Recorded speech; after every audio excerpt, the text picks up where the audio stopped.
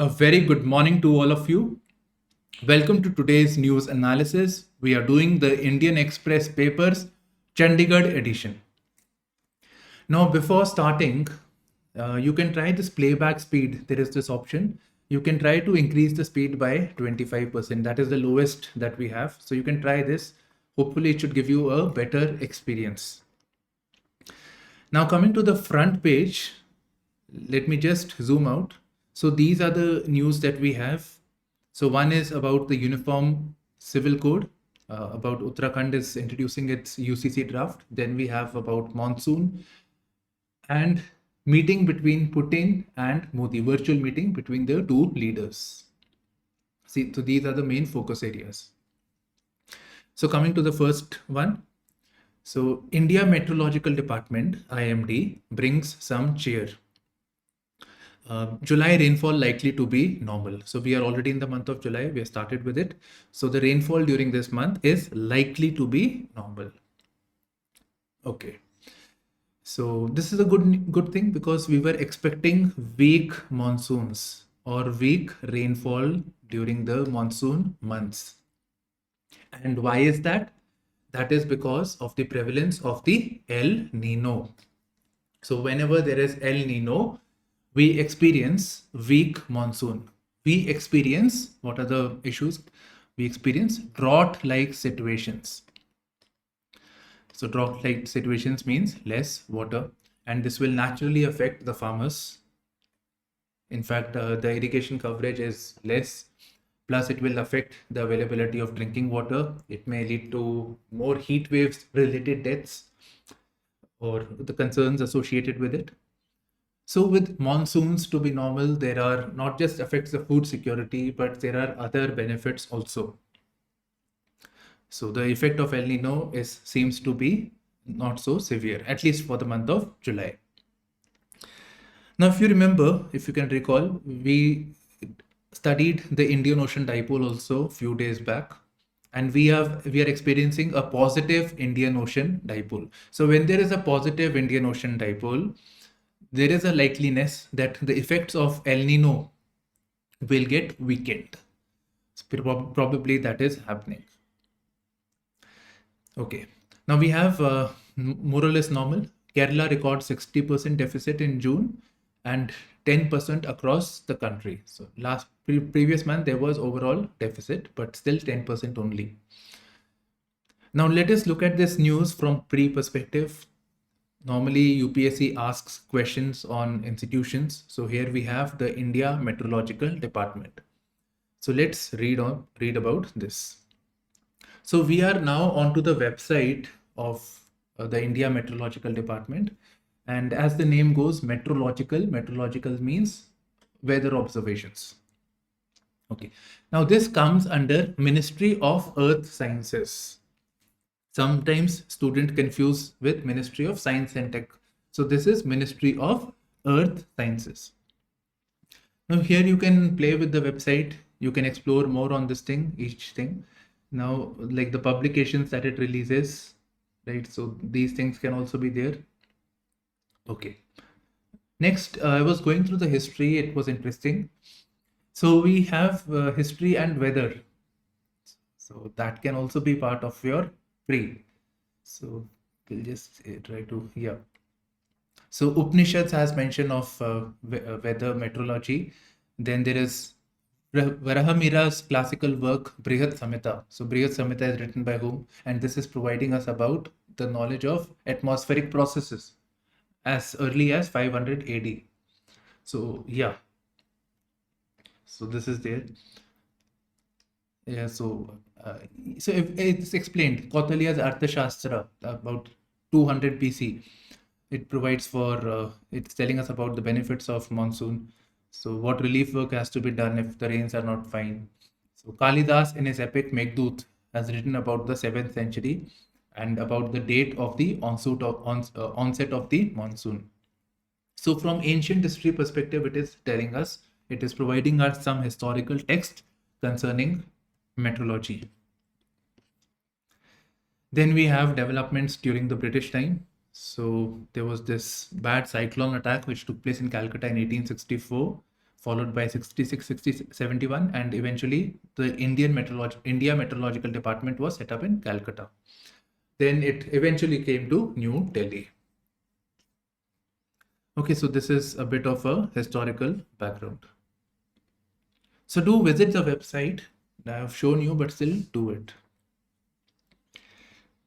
Then now we move to this news. I think we should do this only. Uttarakhand's Uniform Civil Code draft ready, likely template for center law. Right. So at the central level, we are already talking about having a uniform civil code. Prime Minister Modi has expressed his wish publicly. He has pushed for the uniform civil code. The Law Commission, 22nd Law Commission is also looking into it. It has put forward the proposal and is seeking the public opinion on the Uniform Civil Code, the desirability of this. So now we are also hearing certain states, not just at the central level, but also states wanting to have a uniform civil code, at least at the state level. So there is a panel which was studying the feasibility of uniform civil code. So they have proposed this draft. So public opinion will be sought eventually, and then it will be introduced as a bill in their state legislative assembly. Okay, so this has been done. Now I hope you know the Uniform Civil Code. So the Uniform Civil Code is mentioned in Article 44 of the Constitution, the desirability of making a law on this thing and introducing it. And the Uniform Civil Code is the idea that the personal laws which govern the separate communities of a country, like Hindus, Muslims, Sikhs, Parsis, Christians, you name it, right? So each of these religions have their own set of personal laws. So within that, in particular, the issues surrounding inheritance,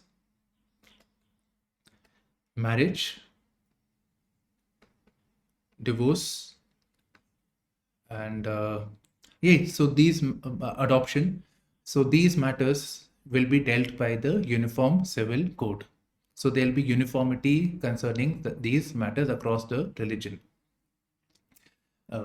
So that is the idea. That is to have a uniform set of laws, Uniform Civil Code. Okay. Now the reason I keep doing it time and again, because it reinforces what we are learning, and this topic is very, very important.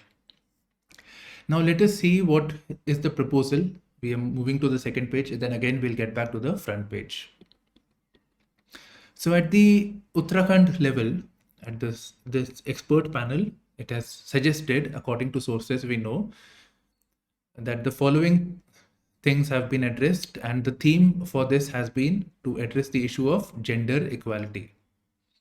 So customarily speaking, we have been a patriarchal society, and there have been inequality in matters of gender.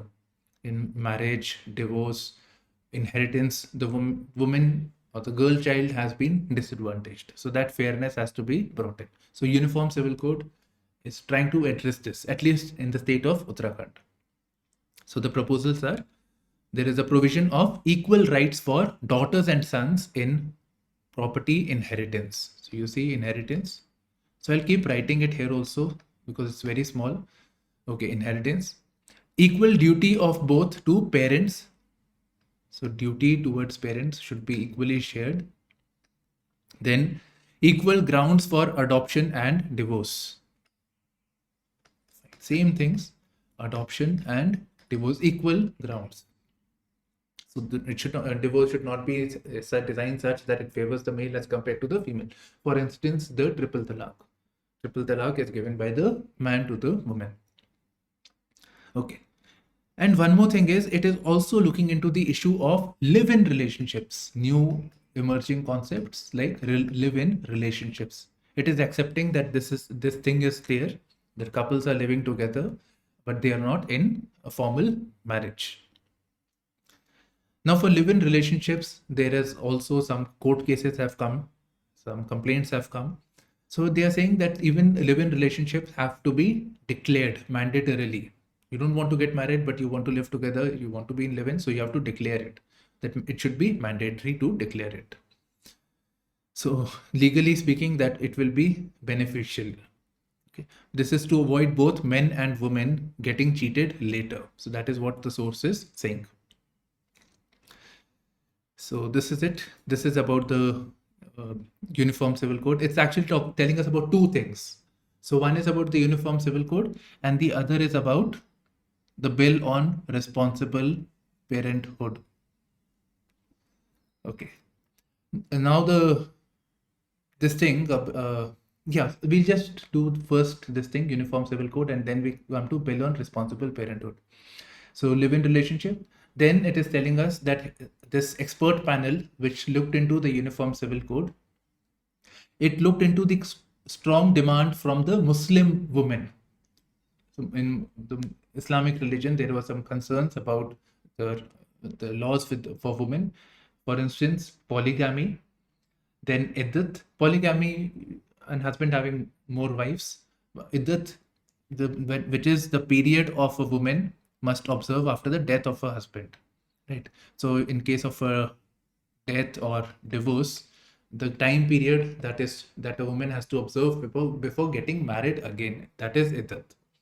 And then the practice of lala, which is a practice in which a woman, after being divorced, so after getting divorced by triple talaq, she has to marry another man, consummate her marriage, and then get divorced again if she wants to get married to the previous husband. Okay, so polygamy, iddat, and lala. And further, so this has been done. Further, it was also considering the issues of the LGBTQ community, but it did not address it as such because it is awaiting Supreme Court's verdict on the same. Right. So we have a point now that when we are talking about Uniform Civil Code, the concerns associated with the transgenders should also be included, especially when it comes to the issue of marriage, etc. So those also should be taken into account. So this was about the draft Uniform Civil Code for Uttarakhand. Now we have in phone call, Putin and Modi discuss failed mutiny by Wagner chief. Putin and Modi will discuss much more than this thing, right? So let us see what all they discussed. It is on the second page. So naturally they discussed about the mutiny, which is the Wagner issue. Okay. So Wagner issue. Secondly, they talked about the SCO summit, which is going to take place which is to be hosted by India on July 4th. I'll make a video on this thing. The SCO summit will be hosted by India. It will happen soon sometime, so we'll have more information also. Further, they said that Modi is a big friend of Russia, and he's supported India's Make in India. I've written make, but Made in India, Make in India campaign. So Make in India campaign, and it will not do anything. Russia will not do anything that hampers India's Make in India campaign. And how will Russia help? When Russia says Make in India, their one main concern is defense. Our relationship is more or less centered on defense these days, crude also, oil also. Fine. So defense, there will be technology, all those things.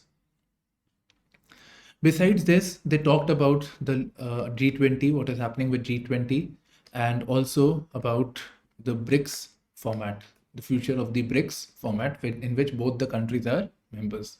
So BRICS is Brazil, Russia, India, China, South Africa. And then President Putin of Russia, he provided his assessment of the special military operation, that is the Russian invasion of Ukraine. So he gave him his verdict as to what all is happening, how should we brace for it. So we are done with some of the news. Now we come to this, the Balasore accident, unfortunate accident which took place. And the Commissioner of Railway Safety, they were conducting a probe of this accident, and they said that it was because of signaling fault and traffic operations station staff. So they are responsible for this. Now let's dig out a bigger issue. The bigger issue is the concerns associated with railway safety. So railway safety, there is a need. We need to modernize our railways, not just for fast transport, but also safe transport. Right? So railway has to be improved. We are talking about the logistics also, or freight transport also. So railway safety is something that really needs to be prioritized over here. So what is the government doing on this front? That is one thing. Now, if you want to read more on this thing, there was a Bibek Debroy committee. Please refer to this. Today I'm not doing this. Bibek Debroy committee, 2015 something, at that time it had come. So this provided an overview or a blueprint for the railways reforms, and it also talked about measures for railway safety. Actually, I do have the notes for this. I made notes for all these topics. So yeah, so we'll discuss it some other time, but today I'm just giving you a brief insight on this. Next, we have NIA, National Investigative Agency, ties up with Punjab, Haryana, UT Police to break nexus between gangsters, foreign-based terror groups. Now, from pre-perspective, you should naturally know about the National Investigative Agencies. What National Investigative Agency, what does it do? What is its mandate? So overall, you should know. And as the name goes, it is an investigative agency, and it was brought in, and it is a statutory body which was created by the NIA Act 2008. And it looks into issues of militancy and insurgency related offenses, terrorist attacks, bomb blast. So all those are coming under the purview of the NIA. It is a specialized body which investigates all this terror related activities.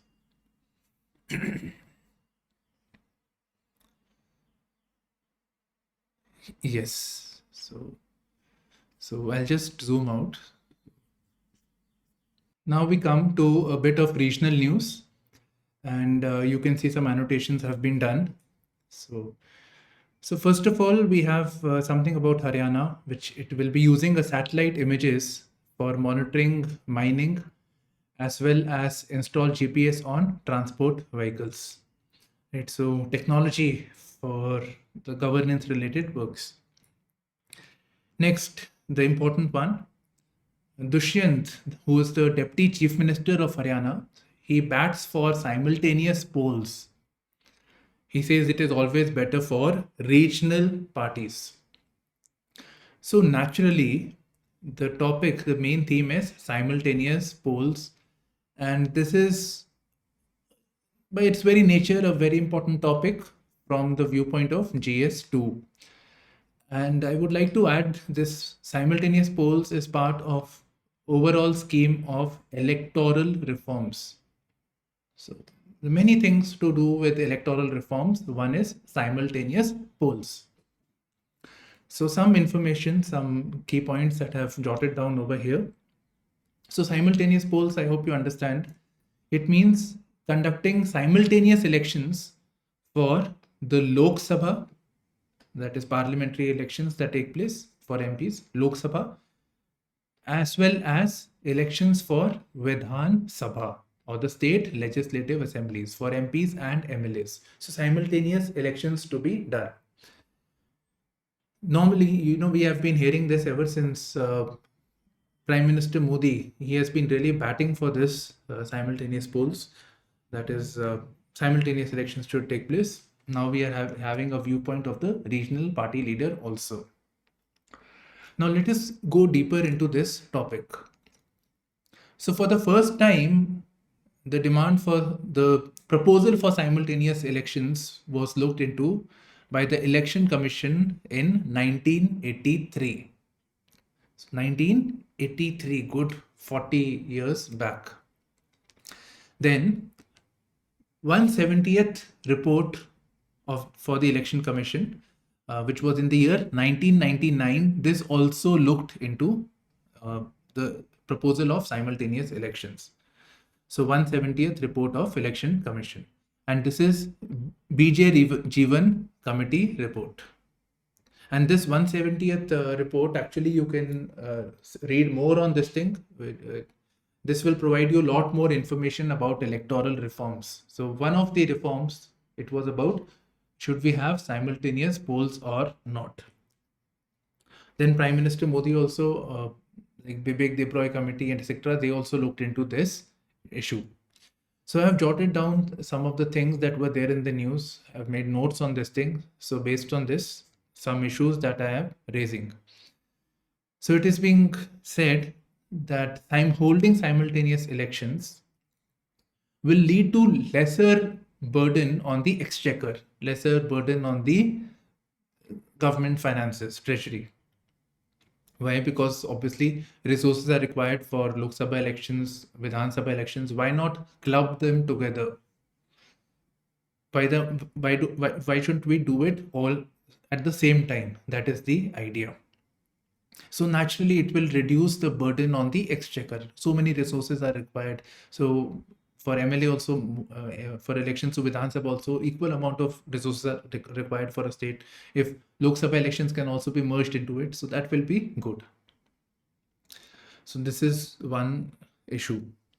Then the other thing is deployment of security forces. It is not just about funding, but security forces, government machinery.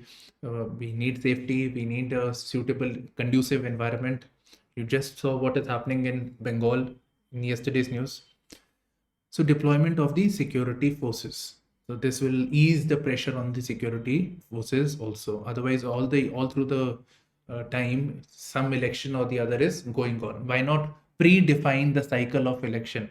So they are also prepared accordingly.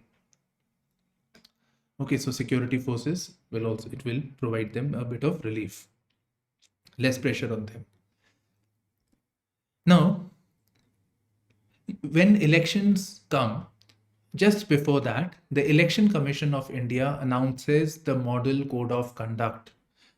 The idea is that the ruling party in power does not misuse its power. That is one of the main objectives. So Model Code of Conduct, when it is implemented, it puts restrictions on the government on announcing developmental measures, developmental initiatives or schemes for reforms, relief measures. It puts some sort of a restriction because it is likely that the ruling party in power would like to use the election season for political gains. So to avoid that, there is a restriction. And in fact, Model Code of Conduct is much more than that. I'm just talking about one aspect of it. So it stalls developmental projects. So it puts restrictions on them. Now, nobody tells them to be fair. Nobody tells them to wait for the election season. You could have announced it earlier also if so concerned about development. Okay, don't write this. It's my personal opinion. Okay, next, federal structure. Now, will it affect the federal structure or not? That is the idea. See, when Lok Sabha elections are taking place, it is for who will form the government at the central level or at the union level. So ideally, when the elections for Lok Sabha is taking place, we should talk about the central issues associated with center. And when Vidhan Sabha elections are taking place, the focus should be on state-specific subjects. Now, if simultaneous polls are taking place on Lok Sabha and for Lok Sabha as well as the state assemblies, does it hamper the federal structure? Does it affect the equation over here? So that is a question that we need to look into. So here again, we can refer to, which Prime Minister Modi keeps doing it, he refers to the case of Orissa. In Odisha, when many times it has happened that the elections for the state legislative assembly, Vidhan Sabha elections, and Lok Sabha elections actually take place simultaneously. So it is seen that at the state level, Biju Janata Dal wins, and the BJP party does not get votes, while at the central level for the Lok Sabha, the BJP uh, gets better off than the BJD. So BJP benefits. So within the same state, people are conscious about the priorities of the state, who they want in the state, who they want at the center. So this is one case where people are conscious about it. But anyways, we do have an issue about the federal structure. So these are some points we need to ponder upon it. We will have to elaborate more while doing it. Okay, next article. Waterlogged Haryana proposes plan to reclaim, save more water.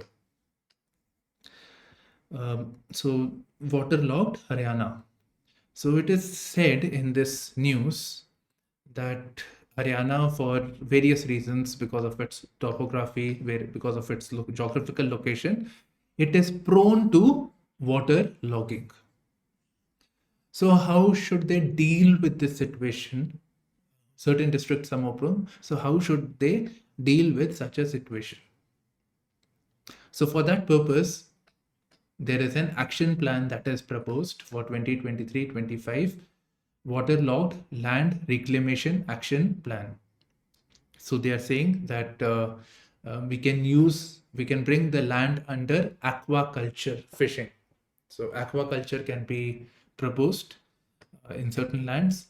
In certain lands, we should try to reduce the water by means of vertical drainage, subsurface drainage, saline water aquaculture, and green manuring.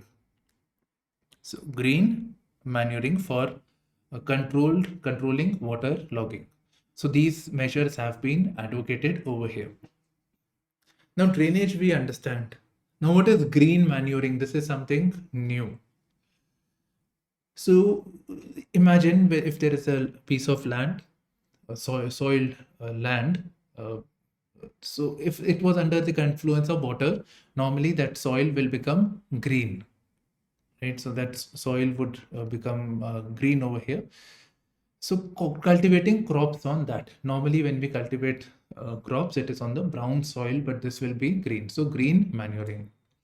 So green manure is a crop specifically cultivated to be incorporated into soil while still green. Okay, so these things have been mentioned. Now, yeah, now one thing that I can't avoid it. So this thing is mentioned in inverted comma, waterlogged, somewhere indicating the idea is there is one more way of looking at it is they're saying that the land is under water, or maybe we can talk about wetlands, etc. So reclaiming that land so that it could be used for other purposes, diversion of land under water.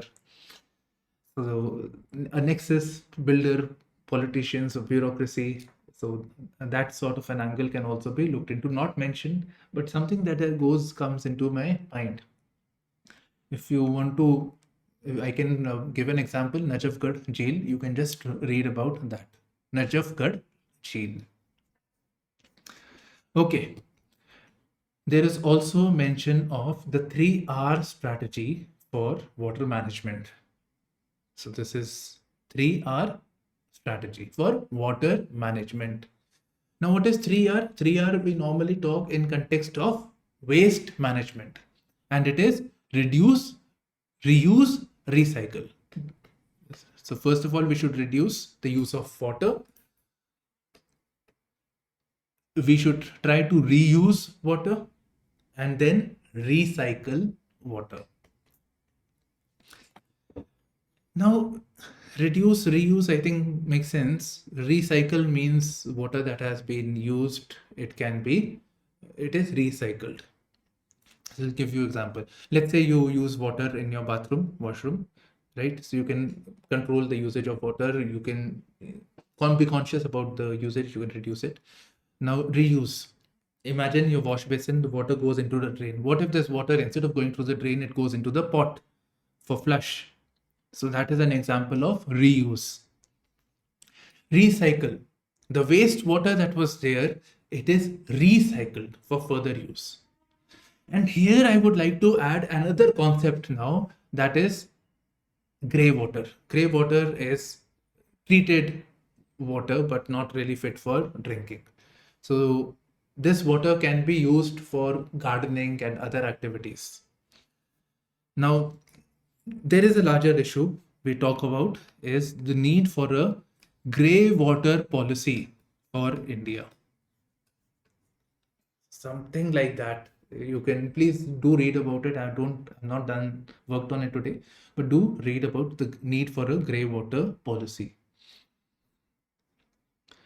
And besides this, another topic is being mentioned is target set for sowing paddy through direct seeding of rice, DSR technique. So we should prepare this topic also, direct seeding of rice for GS3. We'll make it separate video on this topic, the benefits, etc. or this. This is repeatedly mentioned, so we should cover it. So National Doctors Day is there today. Okay. Now with reference to National Doctors Day, just 2-3 things I would like to state. Doctors are concerned with the health sector. So we need availability of doctors if you want a robust health sector. So in this, we can use some facts. So WHO has prescribed that there should be one doctor for 1,000 of population. Normally, we rank poor. We are worse than what has been prescribed, and this is not the ideal figure. However, in the recent times, there is an improvement, and today we have one doctor for 834 of population. So there is an improvement at the present times. However, if we talk about the rural urban, we will find a scarcity of doctors towards the rural side as compared to the urban side. The preference is towards working in the urban areas. So that is one issue. So availability of doctors still a concern. Besides this, there was recent, the medical education will deal with the issue of doctors. So there used to be a Medical Council of India. This was replaced by National Medical Commission. Now this looks into the medical education. This regulates the thing, and it has provisions for having bridge courses for Ayush doctors, etc., to move towards to prescribe medicines for allopathic medicines. Exit program, post graduation, exit test for medical students, a common exit test. So all that is provided by the National Medical Commission. So just these things that came to my mind when I saw this topic. Okay. Yeah, we will not have much over here. I'll just give you a brief overview. 400 containers with scrap metal imported from Dubai stuck at Ludhiana dry port. So the term is dry port that we want to focus. What is a dry port? And port in Ludhiana. Ludhiana is obviously not a coastal place, but we have a port. So what is this dry port? So let's see this. This is an image of the Ludhiana dry port, right? So this is Telangana dry port. So dry port, what is it now? Dry port is a port, is basically a hub. Let's say this material from Ludhiana had to come from Bombay or vice versa. So a dry port is a place which is connected via railroad, port, etc. To the main seaport. That is a dry port. Right. So it is located in the hinterland region, that is interior regions of the country. So this is dry port. So there are several types of ports. In fact, you should know about it from geography point of view, mainly prelims. Okay, a government sends bill removing governor as chancellor. So chancellor of universities to Raj Bhavan for assent. Okay.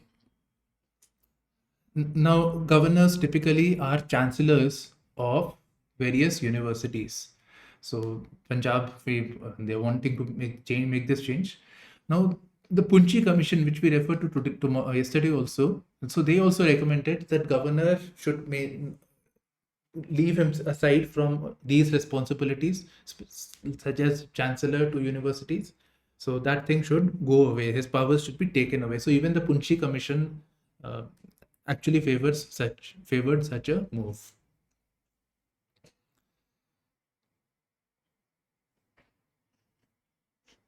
Next, we just scroll something about movies, etc. Yeah, government and politics. So why Uniform Civil Code is back on the front burner. So here, basically, she is talking about politics. That's why we're not very interested.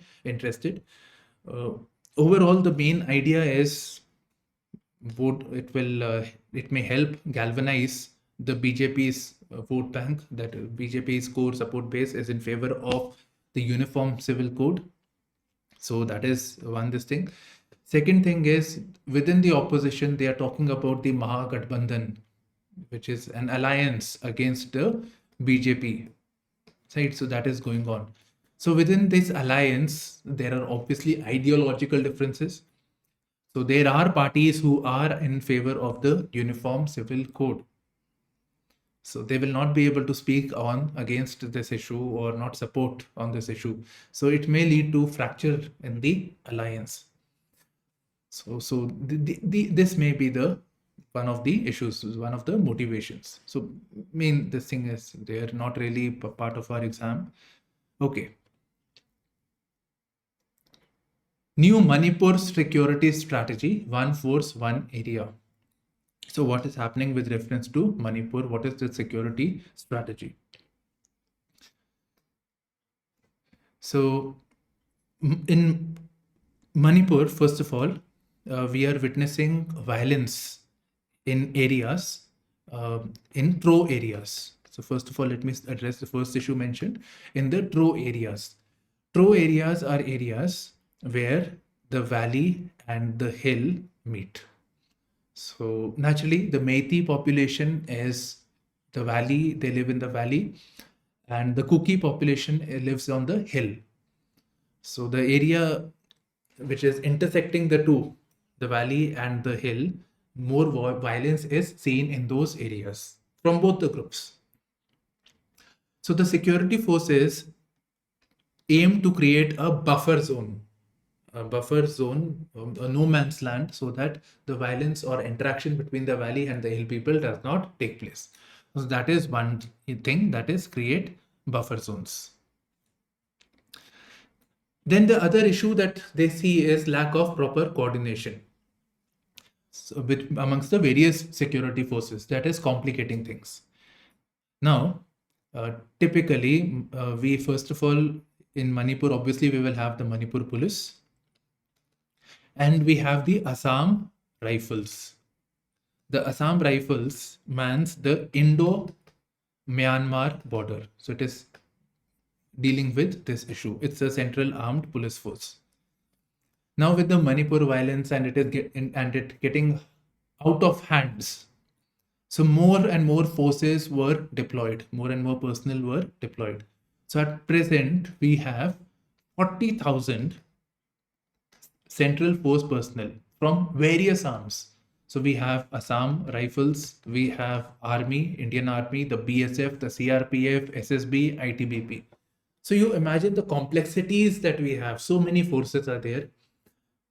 And who will command? Who will be the ultimate person who's responsible? So those issues are there. So because of this complications, the operations are actually getting undermined. So the idea now is for every area, we can say in terms of district or 2-3 districts combined, one particular force will be responsible. Maybe a certain area can be given to Assam Rifles, certain to Indian Army. So overall, for that area, that particular agency would be responsible. Got it? So that is the main thing. Now, moving forward, I teach internal security also in some places. So, with reference to the Central Armed Police Force, overall, I'm talking about overall Central Armed Police Force, which has many arms, like you just saw BSF, SSB, etc. So, there is this concept of one force, one area. Actually, there, or one force, one border, actually. For instance, we have BSF for Pakistan. Then Pakistan got split into in Pakistan and Bangladesh. So BSF is responsible for it. Assam Rifles is for the Indo-Myanmar border. ITBP is for the Tibetan border. So like that, Shastra Seema Bal is for Nepal. So that's how the deployment has been done.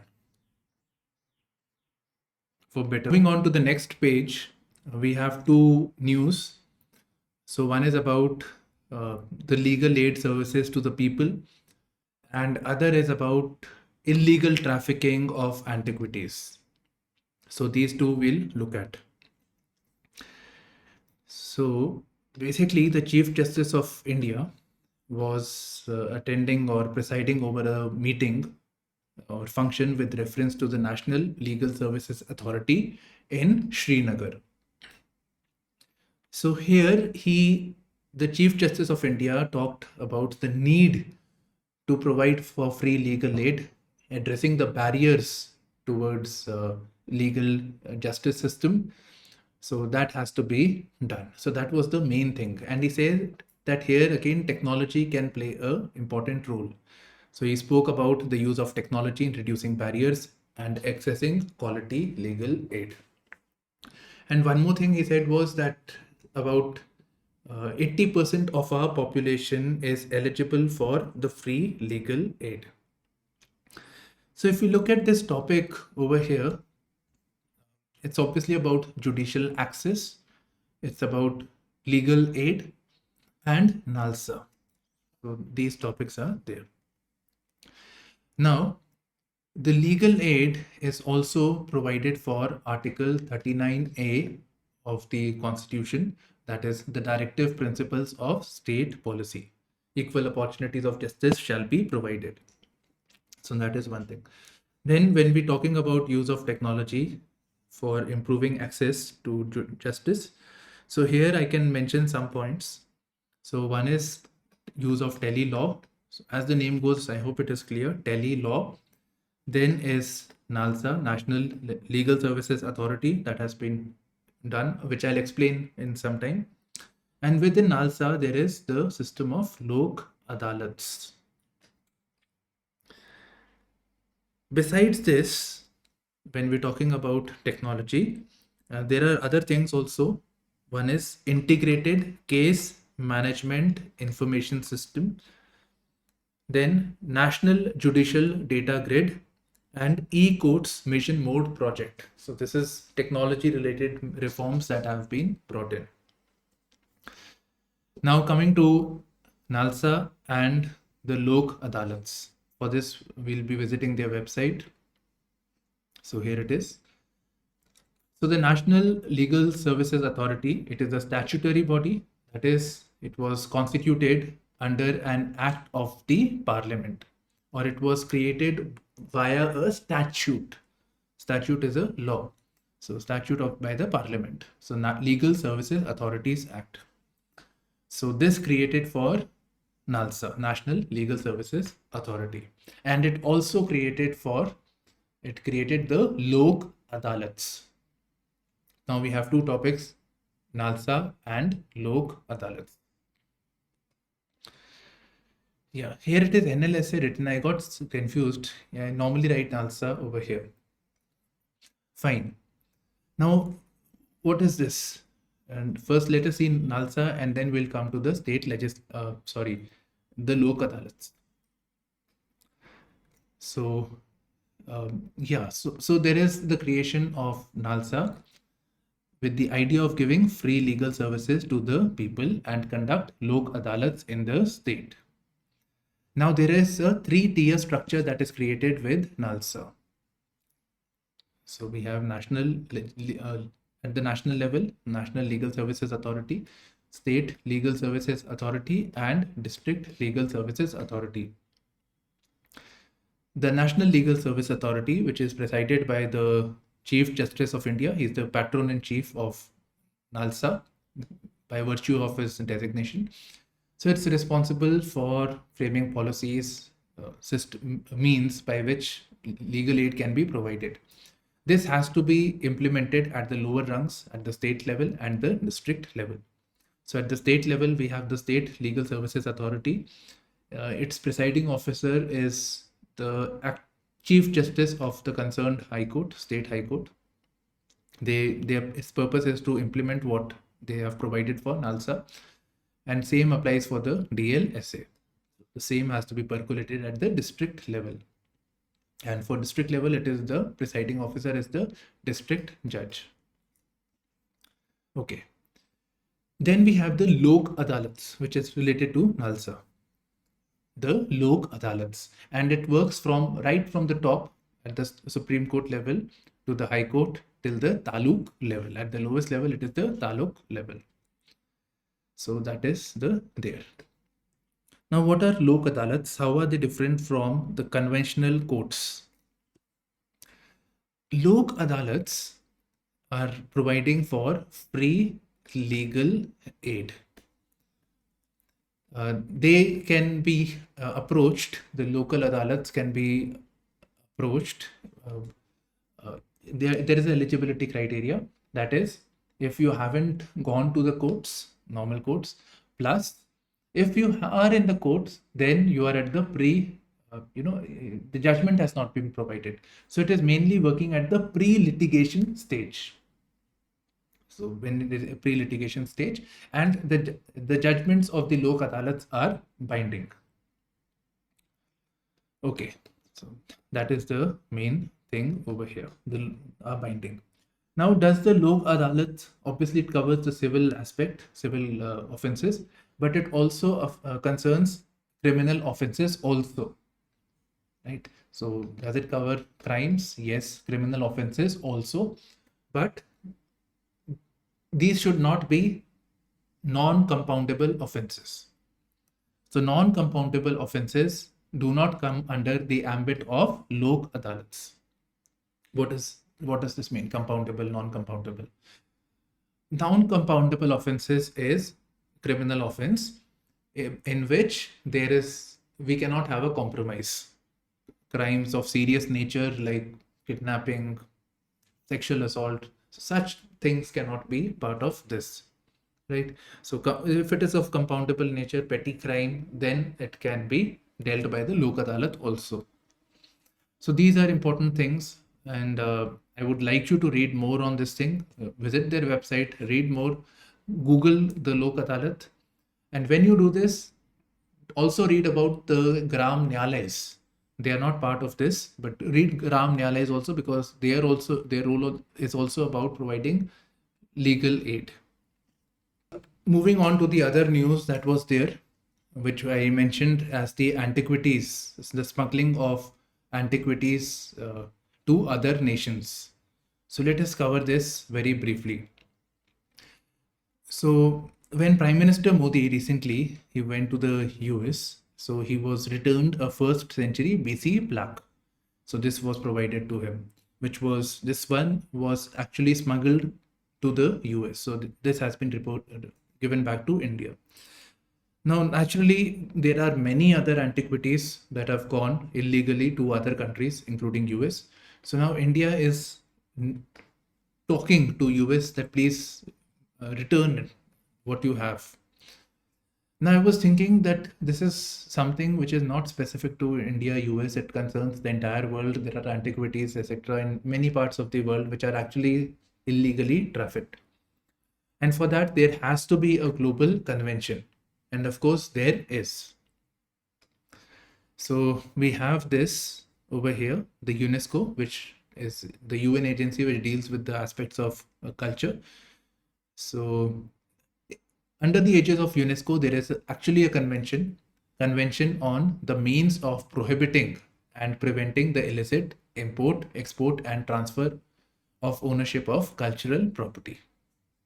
Fine. So recently 50 years of this had taken place. So the thing about looting, getting it back, everything, it's prescribed by the convention. It is governed by this convention. So this is it. Now we move to the editorial page. Now we come to the editorial page.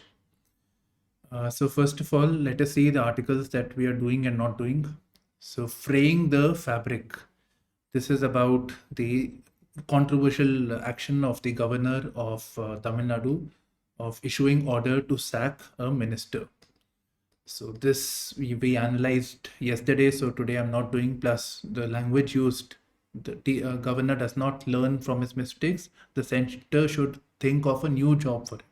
So we are not really concerned with what happens with R.N. Ravi, etc., etc. So no, we're not doing this. Justice, not uniformity. This topic is important, but we have been discussing the Uniform Civil Code overall.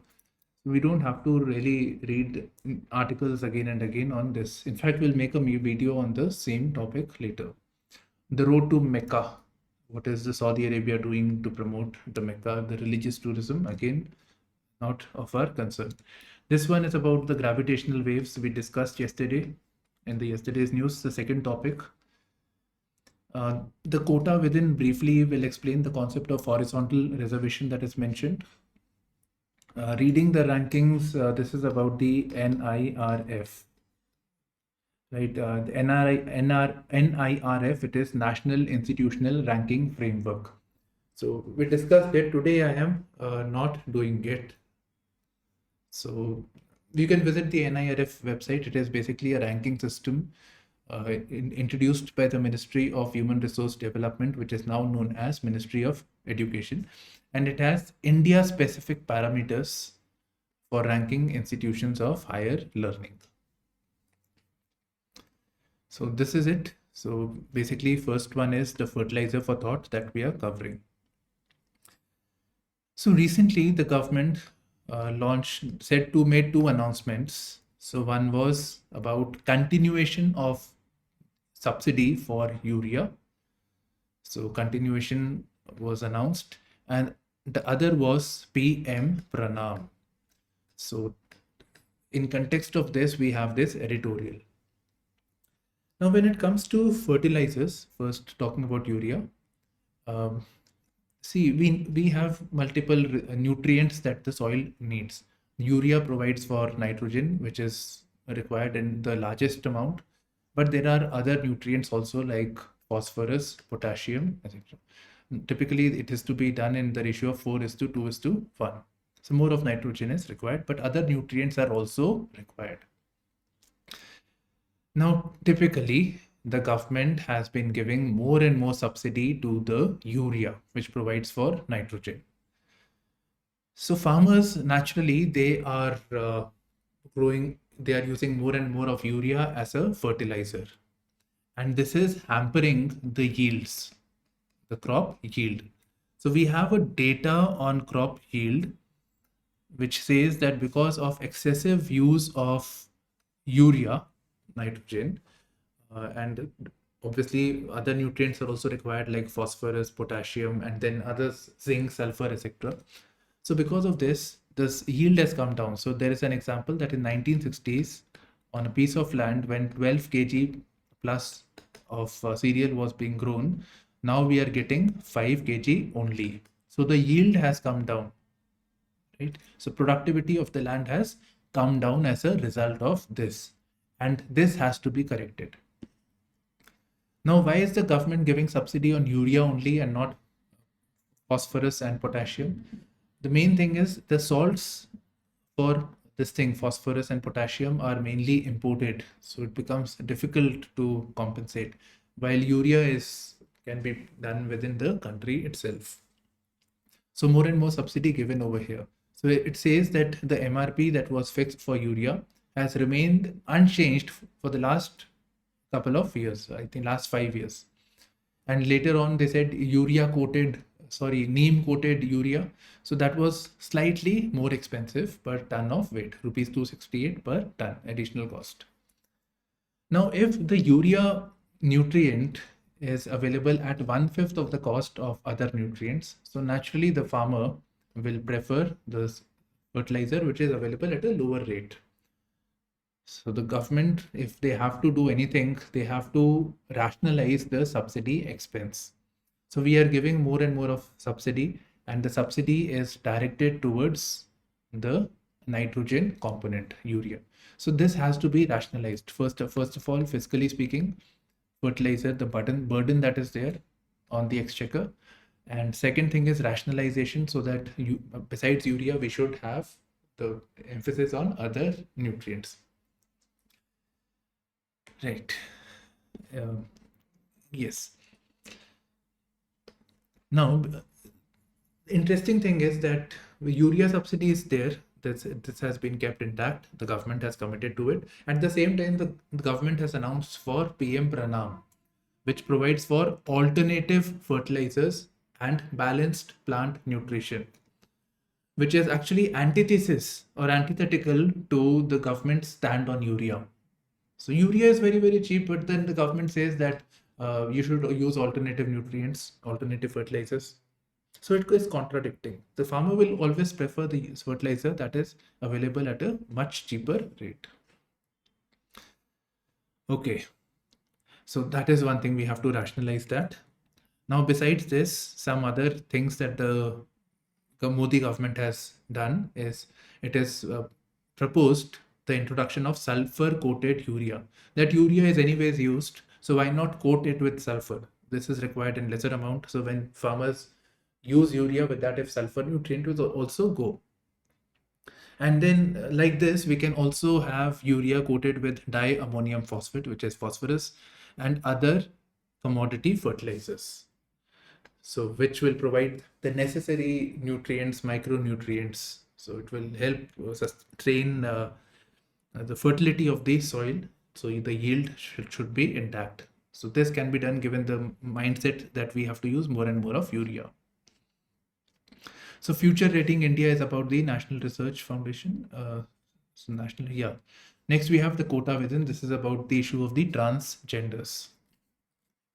So recently, there is something about the Bombay High Court. There is a case going on, and the Maharashtra government has said that it will be difficult to provide for horizontal quota for the transgender. So this news is there. Now, what is horizontal representation? Oh, sorry, horizontal reservation. So one is vertical reservation. So we have something like general category, which is not covered under reservation. Then we have reservation for the scheduled caste, scheduled tribe, OBCs, and most recently the economically weaker sections. Then persons with physical disabilities, like that. So this is vertical reservation, or you can memorize like this. Like this is the entire population. So we are vertically splitting it: general, SC, ST, OBC, like that. Now, horizontal reservation implies, it is saying that within the SC category, there are women, there are persons with disabilities, there are people from the transgender community also.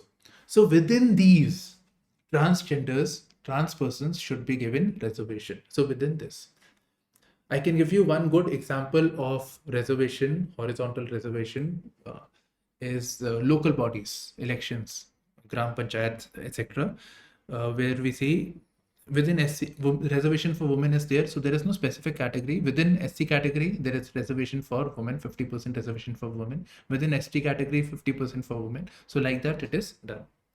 So same for women, trans person. So like that, it should be there. Now, why so?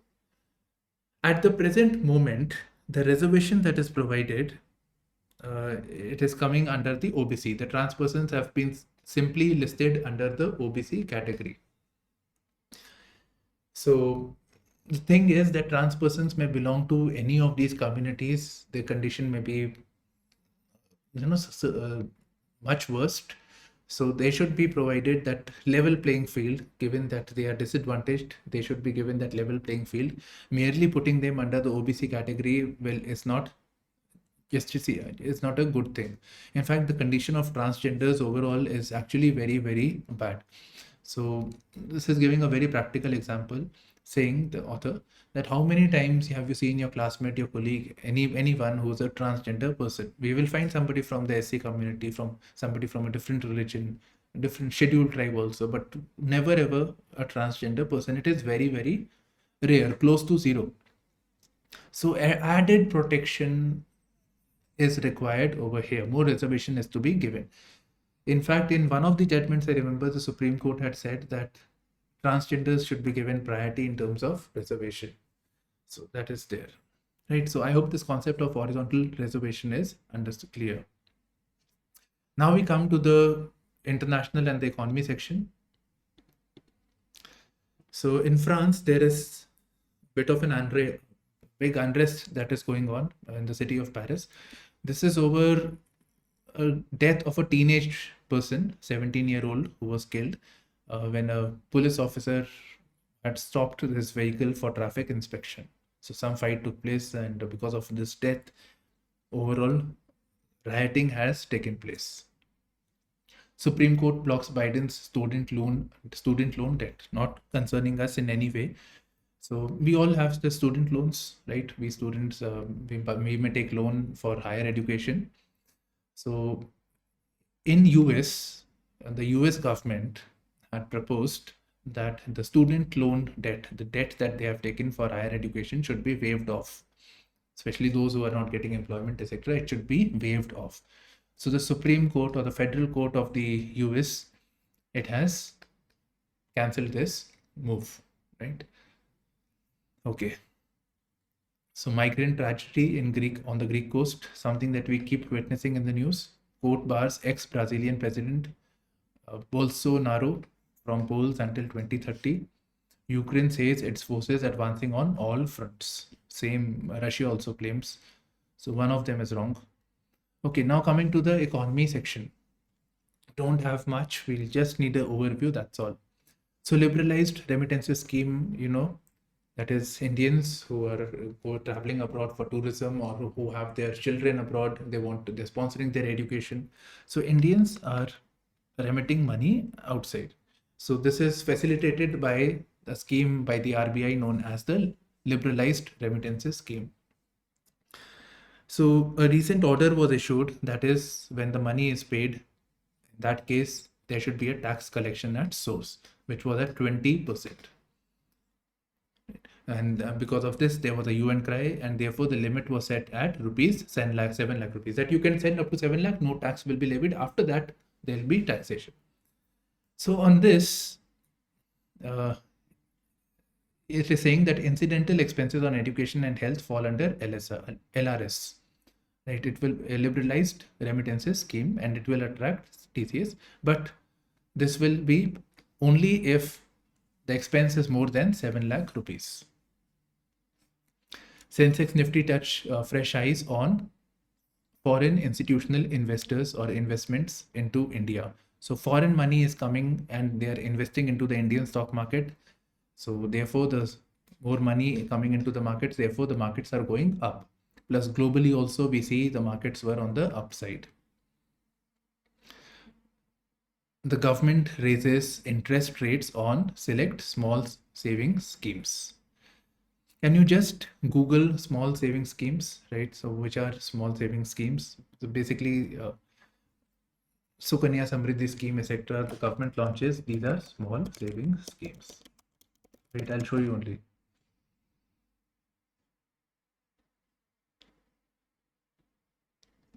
So post office monthly income scheme, national savings certificate, public provident fund. So these are all part of small savings schemes. So the government has raised interest rates on some of them.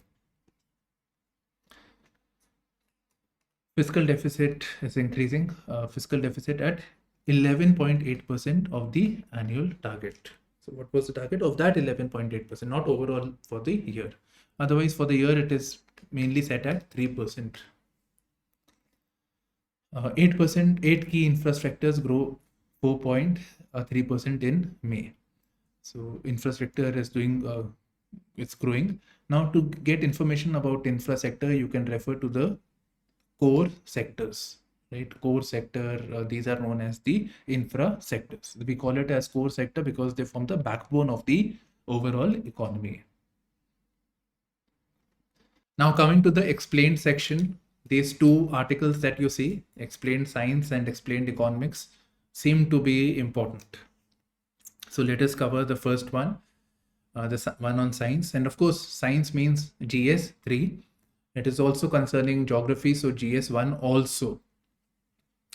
Fine. Okay, so excessive groundwater extraction has shifted the Earth's axis. So let us first draw the axis of the Earth. So this is Earth. The Earth rotates around its axis, and the axis of the Earth is tilted. We have studied this in geography. So it spins around the axis. So what it is saying is that the axis of the Earth has shifted. Let us look at just this part. The axis of the Earth has shifted.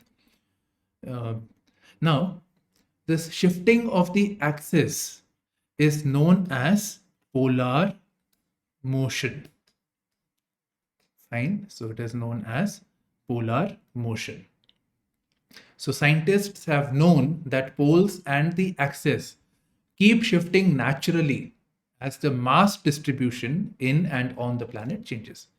So on the planet, on the surface of the Earth and below the surface of the Earth, there are changes in the mass going on from time to time. And because of this, the axis shifts. And this shift in axis is known as the polar motion. Now, the polar motion can be because of number of reasons. Here, one reason is mentioned, groundwater extraction, but it can be because of number of reasons. So mostly it is because of natural reasons, and it is because of within the Earth there is mantle where the rocks actually rotate, they circulate. So they circulate inside the Earth mantle, which causes the planet's mass to shift, leading to polar motion. Besides this, the oceanic mass also moves on the surface of the Earth. So ocean currents are there, right? So deep sea ocean currents are there. So that also leads to shift in the mass and may lead to polar motion. Besides this, there are global warming related issues also. For instance, the melting of the glaciers. So with the melting of the glacier, there is shift in mass. The ice is melting in the form of river. It's flowing in the river. So mass is displaced because of this. So this also leads to polar motion. So here it is written, global warming, which has accelerated melting of glaciers and ice in Greenland, has caused the Earth's axis to drift more than usual since 1990s. Means it happens, but it is more than usual. So I hope this concept of polar motion and why is it happening, that thing is clear. Now, coming to excessive groundwater extraction. So one scientist, I think Korean scientist, so he noticed that a lot of groundwater irrigation is going on. Groundwater is getting extracted for various reasons. We have these pumps, etc., tube wells. It's easier to extract water. Tons and tons of water is getting extracted at a high rate. So because of this, the mass is getting affected and therefore leading to polar motion. Fine. So that is it. Now here you should have a definition of polar motion and what are the reasons responsible for it, natural as well as man-made. So you should prepare it. You should have an answer ready for it. What is the implication? I don't know. It's not there, not researched also. So have a note on the implication of the same to change what will be the outcome. Now coming to India's critical minerals. So this is of course economy, so GS3. But then when we talk critical minerals, we are also talking geography. The resources chapter that is there, so that becomes geography, which is GS1. So either way the question can be asked, depends how it is. If it is prioritizing on the economy aspect, economic security, economic development, then it is GS3, the other way is GS1. By the way, economic security is part of national security also. So we have now listed 30 critical elements or minerals. Now, when we say minerals, please be mindful that it is both metals as well as it can be non-metals also. So 30, this thing has been done by an expert group, and it is based on the following consideration. So that it is these minerals that are part of multiple strategic value chains, which is clean technology initiatives, uh, information communication technology, which requires semiconductors, your mobile manufacturing, electronics manufacturing, and advanced manufacturing inputs and materials. So again, this is part of your ICT also. So these three things, manufacturing, when this thing happened, semiconductor shortage that happened. So automobile manufacturing was stopped because automobiles these days requires computers inside. So electronics are there. So because those components are not there, otherwise you have the car ready, but those things are not there, you cannot sell it. So yeah, so it affects the entire manufacturing value chain, not just with reference to any material, but almost everything is concerned because everything is electronic based. Some element is there or not, is always there. Okay, so elements like cobalt, nickel, lithium, etc. are there. For instance, they are required for battery making, etc. Now the big question, how is a mineral identified as critical? We have these parameters, clean technology information, advanced manufacturing, and this has been done by taking into account views of different ministries, different departments, and then we have come to this conclusion. And identifying them as critical minerals is the first step towards preservation, focusing on exploration initiative, prioritizing our diplomacy also if we don't have it in India, prioritizing on diplomacy so that we take care or prioritize the availability of these minerals. Fine, I hope this concept is clear. Okay, so main reason is again the strategic implications and economic well-being of the economy, be it of US, Australia, or European Union. So interministerial consultations were done in India's context, and eventually this list was given out. So same point about US sector is mentioned here also. Global supply risks, economic vulnerability, EU, Japan, all these are given. Now, what is India doing about these critical minerals? So we have this geographical survey of India. This will look into it. Mines and minerals are domain of GSI. So they have identified exploration of Salal, Haimana, I don't know the pronunciation, in Jammu and Kashmir, where lithium deposits have been found. Lithium reserves are found. Then Khanij Videsh India Limited, a joint venture has been created for the purpose of Khanij minerals. Videsh means abroad. So this has been created so as to acquire overseas mineral assets from where we get these critical minerals for supply side assurance. So for this, we have initiated Kabil, this Khanij Videsh India Limited, as is dealing with other countries like Australia, Argentina, etc. Then further, recently, as a consequence of US-India meet, India has been inducted in the Mineral Security Program. So this is a collaboration of 14 countries that look into the aspect of mineral supply chains globally. So India is a member to it. India gets access to the mineral supply chain, the rule making body, negotiations, all that. Right. So this is it.